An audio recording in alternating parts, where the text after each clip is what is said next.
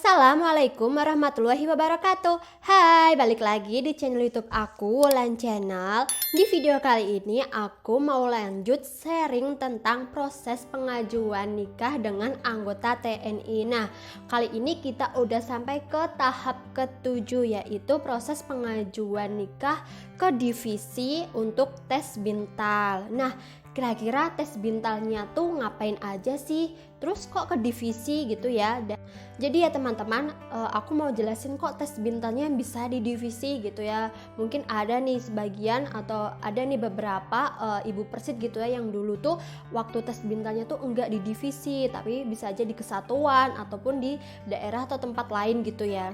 Di video awal-awal banget gitu ya teman-teman, aku udah jelasin kalau calon suami aku dia kan ikut masuk dalam Kostrad gitu ya, pasukan Kostrad. Jadi mau nggak mau pengurus pengajuannya tuh sampai ke divisi. Nah, ke divisi ini tuh nanti adalah tes bintal, bimbingan mental gitu teman-teman. Nah, di tes bintal ini tuh juga tes yang menurut aku tuh enggak seribet atau tidak sesusah waktu kita mengajukan atau menghadap ke Kodim ataupun Korem dan Resimen. Jadi di tes bintal ini ya teman-teman, kita tuh enggak disuruh untuk tes tertulis gitu teman-teman. Jadi saat kita datang nih ya bareng calon suami kita ke divisi gitu ya, setelah sebelumnya kita udah mengurus ke resimen, kita udah dapat berkas dari resimen, lalu lampirannya kita bawa ke divisi.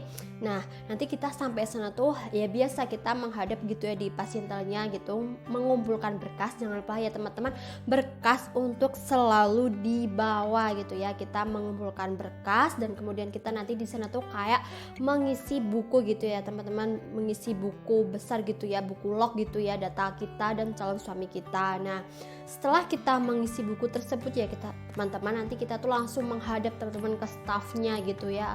Nah, nanti tuh di sana tuh kita tuh langsung kayak tes interview gitu teman-teman, jadi tanpa ada tes tertulis gitu. Nah, tes wawancaranya tuh apa aja ya teman-teman? Nah, tes bintal ini ya teman-teman berhubungan dengan keagamaan teman-teman. Kalau kita gitu ya sebagai seorang muslim ya berarti tentang agama Islam gitu. Kalau misal teman-teman beragama Hindu, Katolik, Nasrani atau lain sebagainya ya, nanti tes bintalnya tentang agama tersebut teman-teman. Sebelum kita menghadap ke divisi ya teman-teman, ada beberapa doa yang harus teman-teman hafalin dan juga calon suami teman-teman juga harus hafal. Nah, doanya itu apa aja? Jadi tiap divisi gitu ya teman-teman, tiap di kesatuan itu tuh beda-beda gitu teman-teman. Ada yang saat di divisi itu dites gitu ya, ditanya tentang ibadahnya, tentang sholatnya, ngajinya, terus bacaan-bacaan surat dan doa-doa harian. Tapi ada juga tuh yang di divisi itu enggak disuruh membaca atau mempraktekkan, melainkan hanya ditanya kamu udah hafal doa ini belum, kamu udah hafal bacaan ini belum, kamu bisa baca Al-Quran apa enggak gitu. Tapi beberapa tuh ada yang disuruh mempraktekkan dan suruh membaca teman-teman. Jadi buat jaga-jaga aja ya teman-teman, buat wawasan teman-teman, kira-kira tuh tes bintalnya tuh yang dihafalin apa aja bakal aku jelasin gitu ya di video ini. Nah, yang pertama yaitu teman-teman harus hafal dan harus bisa sholat 5 waktu ya teman-teman, beserta semua doa-doanya gitu teman-teman. Doa yang mau wudhu, terus setelah wudhu gitu ya, terus niat mau sholat gitu ya, dari sholat subuh sampai sholat isya gitu ya, semua gerakan di sholat itu ya teman-teman tuh harus hafal gitu ya. Nah, selain doa di sholat gitu ya teman-teman juga harus bisa membaca Al-Quran ya teman-teman.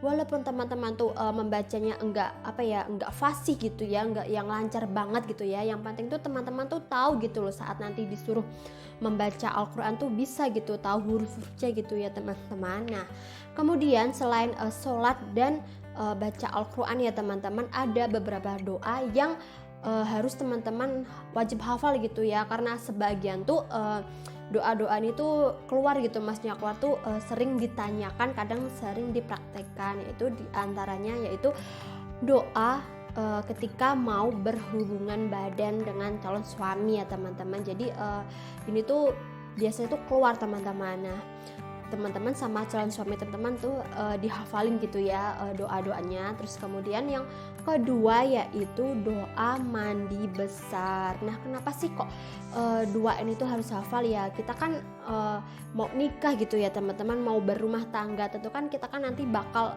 melakukan hubungan gitu ya. Nah, alangkah baiknya kan kalau sebelum melakukan hal itu ada doanya gitu. Dan juga mandi besar ini tujuannya ya setelah kita nanti berhubungan tuh biar tahu doanya saat membersihkan diri gitu teman-teman. Nah, selain doa mau berhubungan dan doa mandi besar, dulu aku itu juga ditanyain tentang rukun iman dan rukun Islam teman-teman. Jadi teman-teman tuh harus bisa bedain ya, mana yang rukun iman dan mana yang rukun Islam. Nah, kemudian jangan lupa teman-teman buat menghafalkan beberapa doa harian ya, doa-doa pendek gitu ya, seperti doa kita mau keluar rumah, doa kita mau bepergian, doa kita mau makan, kita mau tidur, ya intinya tuh doa-doa harian gitulah teman-teman, aktivitas sehari-harian kita gitu.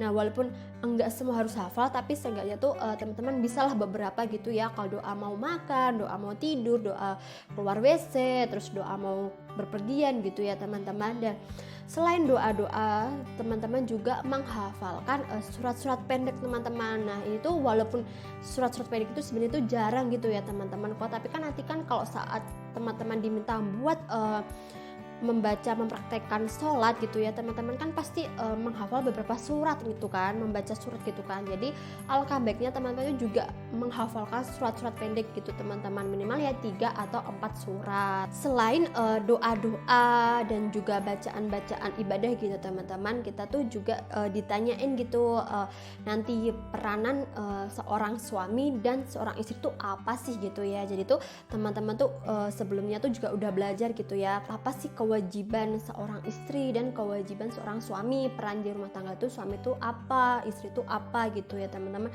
Karena ini tuh pasti ditanyain teman-teman, karena nanti tuh kan namanya wawancara gitu ya teman, pasti tuh ditanyain siap gak berumah tangga gitu kan, kamu siap gak nikahin ini, nafkahin ini gitu ya, kamu tahu gak peran kamu jadi suami itu apa, peran kamu sebagai istri itu apa gitu ya teman-teman. Jadi jangan sampai saat nanti teman-teman ditanya tuh teman-teman tuh nggak tahu gitu, nanti aku kalau jadi istri tuh aku ngapain ya, misal suaminya nanti juga bingung, aku ngapain ya jadi seorang suami gitu ya teman. Jadi teman-teman tuh harus tahu peranan dan tanggung jawabnya.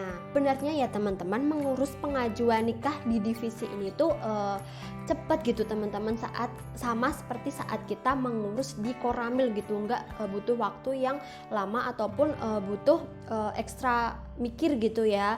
Cuman banyak gitu ya calon-calon persid gitu ya, itu tuh udah takut duluan gitu saat tes bintal gitu ya, nggak cuma persidnya tapi juga calon suaminya atau abdi negaranya gitu ya. Mungkin mereka tuh takutnya tuh kalau misal ditanya tentang doa-doa ataupun membaca Al-Quran tuh nanti tuh nggak bisa, ataupun mungkin udah bisa tapi saat menghadap, kan namanya menghadap gitu ya, kita kan deg-degan, panik, nanti jadi blank gitu. Nah, saran aku ya teman-teman, sebelum kalian ke tahap divisi, masuk ke divisi, teman-teman tuh harus benar-benar udah mengimplementasikan bacaan-bacaan dan sholat ini teman-teman. Kalau sholat kan udah pasti kan ya teman tiap hari, tapi untuk doa-doa untuk biasa dibaca gitu ya teman-teman. Dan doa-doa ini kan juga nanti tuh bermanfaat gitu teman-teman, setelah kita pengajuan kan bisa kita terapin gitu.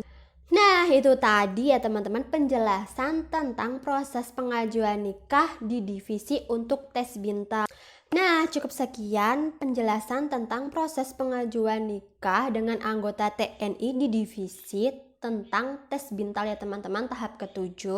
Jika teman-teman mau sharing atau ada pertanyaan, bisa komen di bawah atau DM di Instagram aku @wulanmanyun. Insya Allah aku bakal balas DM teman-teman. Jangan lupa ya, like video ini, kemudian subscribe channel YouTube aku, dan jangan lupa nyalain loncengnya biar teman-teman dapat notif dari aku. Sekian, wassalamualaikum warahmatullahi wabarakatuh.